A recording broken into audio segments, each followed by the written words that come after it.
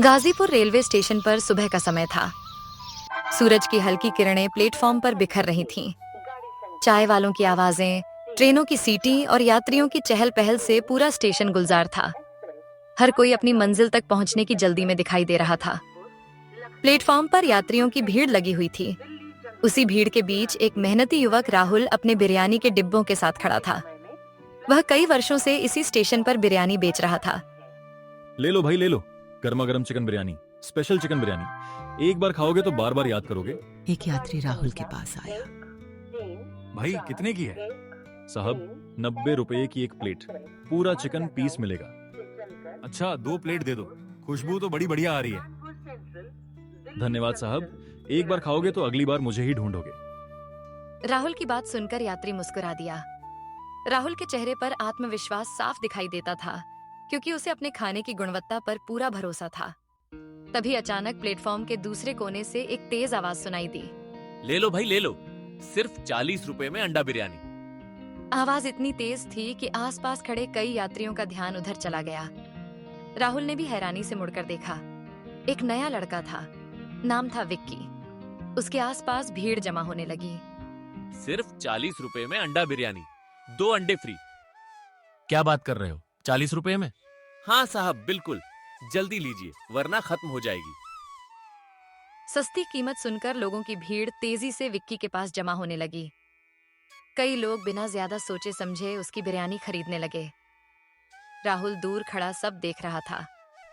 ये इतनी सस्ती कैसे बेच रहा है? उसके मन में कई सवाल उठ रहे थे, लेकिन उसने किसी से कुछ नहीं कहा और चुपचाप अपना काम करता रहा। शाम को घर पहुंचकर दिन भर की थकान और कम बिक्री की चिंता राहुल के चेहरे पर साफ दिखाई दे रही थी। घर पहुंचकर वह चुपचाप एक कोने में बैठ गया।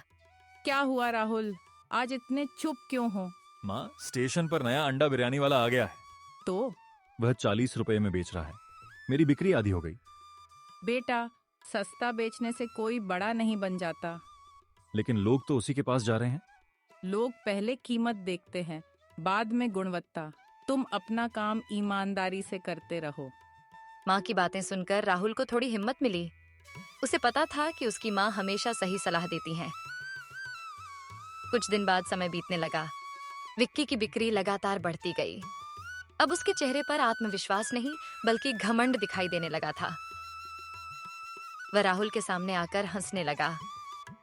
क्या राहुल भाई, आज कितनी प्लेट बिकी? जितनी भगवान ने लिखी है। मेरी तो 150 प्लेट बिक गई। अच्छी बात है, मेहनत करते रहो। मेहनत नहीं, दिमाग चाहिए दिमाग। दिमाग अगर गलत रास्ते पर चले तो ज्यादा दूर नहीं जाता। ये बातें गरीब लोग करते हैं। विक्की की बात सुनकर आसपास खड़े कुछ लोग भी असहज हो गए, लेकिन राहुल ने बहस करना उचित नहीं समझा। राहुल चुपचाप वहां से चला गया। कुछ दिन तक सब कुछ ठीक चलता रहा। 2 दिन बाद स्टेशन पर हंगामा मच गया। कुछ यात्री शिकायत लेकर आए। तुम्हारी अंडा बिरयानी खाकर मेरी तबीयत खराब हो गई। मेरे बच्चे को पूरी रात उल्टियां हुई। रेलवे में शिकायत करूंगा। यात्रियों का गुस्सा देखकर विक्की के चेहरे का रंग उड़ गया। उसके हाथ कांपने लगे। तभी रेलवे अधिकारी आ गए। सामान की जांच करनी होगी। पूरे स्टेशन की नजरें अब जांच पर टिकी थीं। कुछ लोग आपस में बातें कर रहे थे और कुछ लोग उत्सुकता से परिणाम का इंतजार कर रहे थे। जांच शुरू हुई। कुछ देर बाद अधिकारी गुस्से में बाहर आए। ये क्या है? क्या हुआ साहब? सड़े हुए अंडे, पुराने चावल, एक्सपायर मसाले। अधिकारी की बात सुनते ही पूरा स्टेशन सन्न रह गया। अब सबको समझ आ गया था कि सस्ती कीमत के पीछे असली वजह क्या थी। विक्की स्टेशन के बाहर बैठा रो रहा था। तभी राहुल वहां पहुंचा। क्या हुआ? सब खत्म हो गया। गलती कहाँ हुई पता है? मैं जल्दी पैसा कमाना चाहता था।